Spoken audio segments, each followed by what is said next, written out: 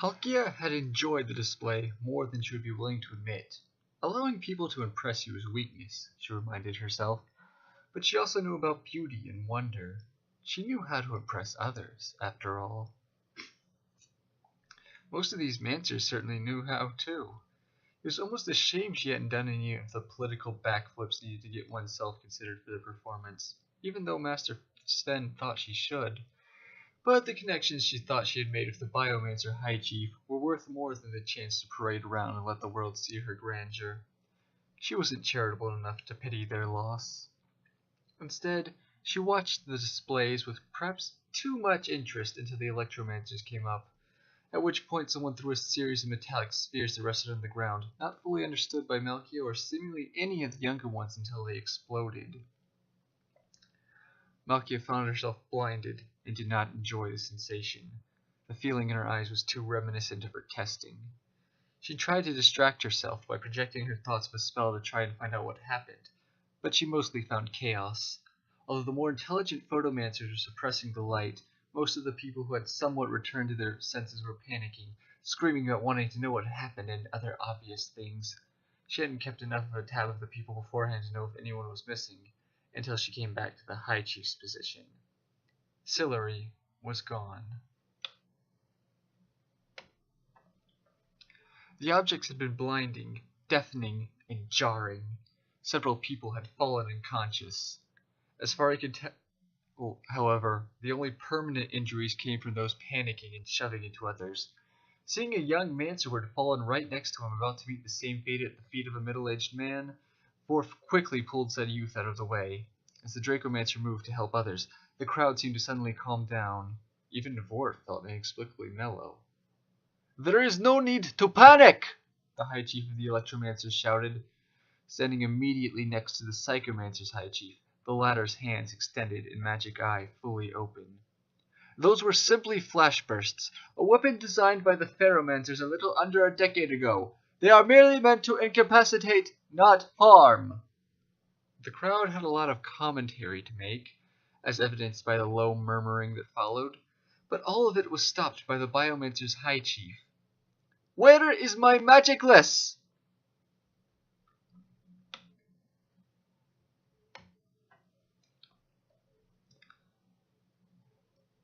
Tracking things was a spell most psychomancers struggled with.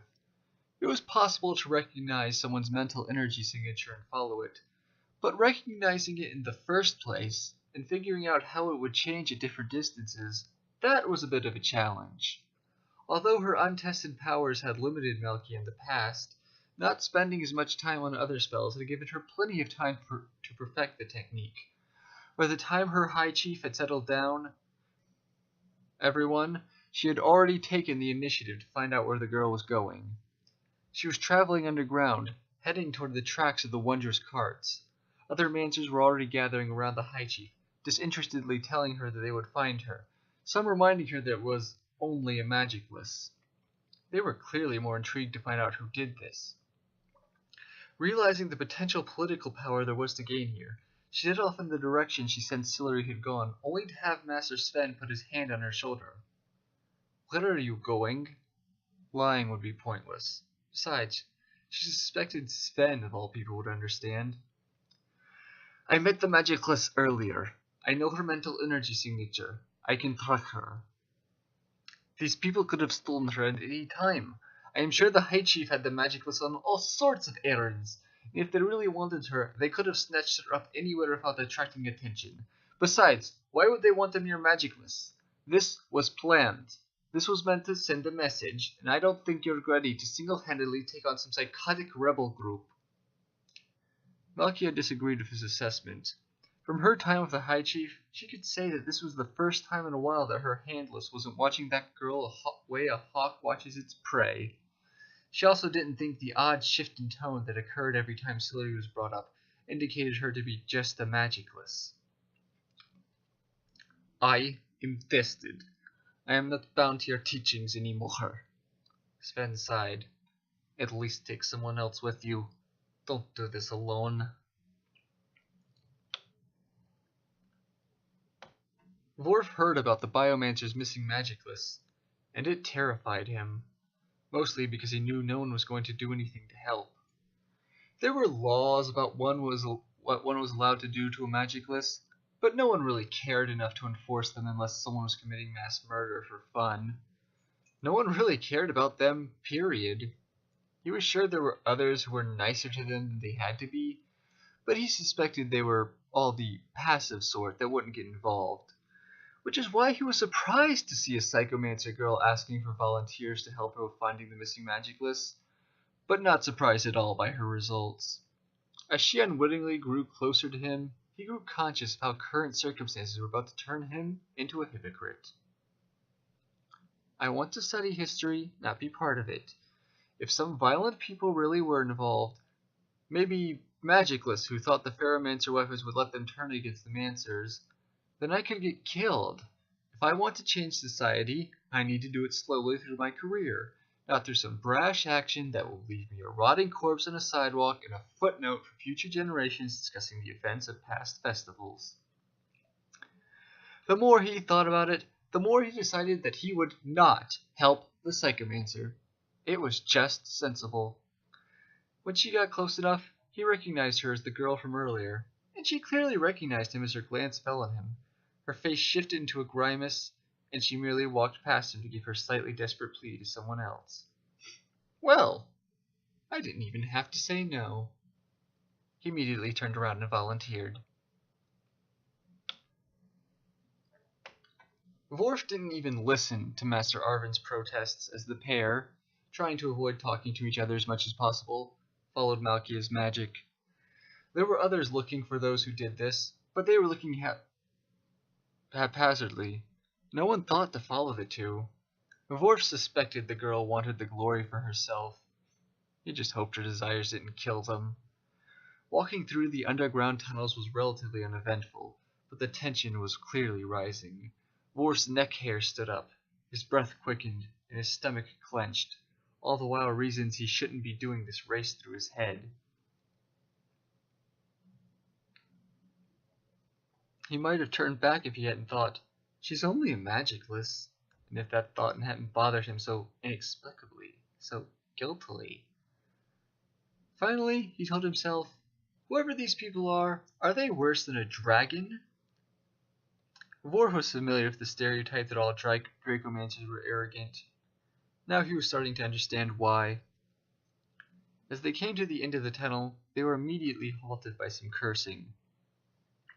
For the 5th tormented time, we need this thing to work!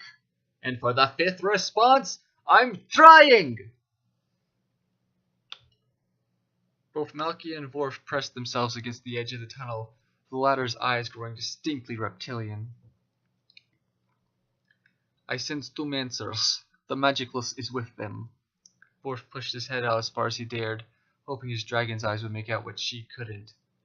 A Geomancer and an Electromancer. The Electromancer is trying to get a cart to work. The magicless is tied up. Malkia nodded. I can't sense anyone else. From the sound of it, the Geomancer is agitated. I could put a spell on him to make his rage grow until he attacks comrade, but we would still have to deal with him, she sighed. I could technically make them feel anything, and even put them both to sleep, but it will take time and depend on their willpower. I could take them out while they're distracted, theoretically. I imagine I'm the better raw combatant of us. Malkia gave him a quick once-over, and then nodded. I can give them some simple hallucinations to help you. That's easy. Both took deep breaths. Vorf sent a silent prayer to Akmar, and then Malkia leapt forward and held out her palm to the Geomancer. Have you gotten it now? The Geomancer demanded, his tone with an edge that it hadn't possessed before. Irritated, Lizard snapped back. No, not yet, Tormented. I'll have it when I have it! That was evidently the wrong answer, for the Geomancer responded by screaming as he held out his palms and forced a pile of dirt to form a spike immediately beneath the Electromancer. Thanking his Electromancer reflexes and his companion's untested limitation, Lizard leapt out of the way just in time. He was just about to ask what in Akmar's fury the Geomancer thought he was doing when he noticed said Geomancer screeching incoherently. and the Psychomancer. Or rather, several Psychomancers, all of them seeming to have something a bit off. When he squinted at one, it seemed to vanish. Hallucinations, he thought, grinning. Psychomancers and their little tricks. Out of all the images she had clearly put up to prevent him from figuring out which was real, only one looked particularly off. In fact, the one charging towards him looked much closer to a Dracomancer than a Psychomancer.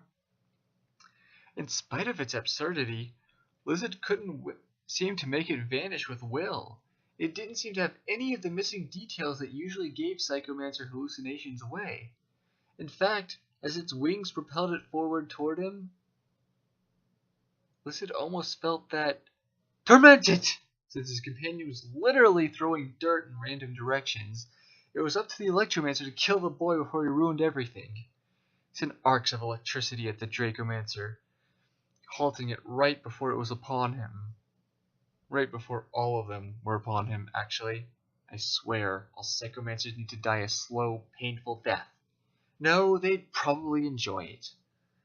So they seemed distracted and wary after his first attack. Lizard closed his eyes and tried to concentrate.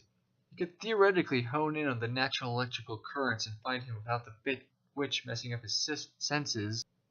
Or he could, if a jolt of electricity hadn't fried his arm at the worst possible moment. Every curse word Lizard was familiar with came to mind. Luckily, Akmar seemed to have one of his rare smiles. The Geomancer's incoherent ranting turned against the Dracomancer, as well as a few piles of dirt that the poor bastard actually had enough peace of mind to harden before flinging. Those the interloper couldn't dodge, he managed to disintegrate with that ever-frustrating dragonfire. But after the jolt, Lizard felt much more in control than previously, and gave the cart his all one more time. It roared to life. In no glorious concert hall had the rebel heard such wondrous music.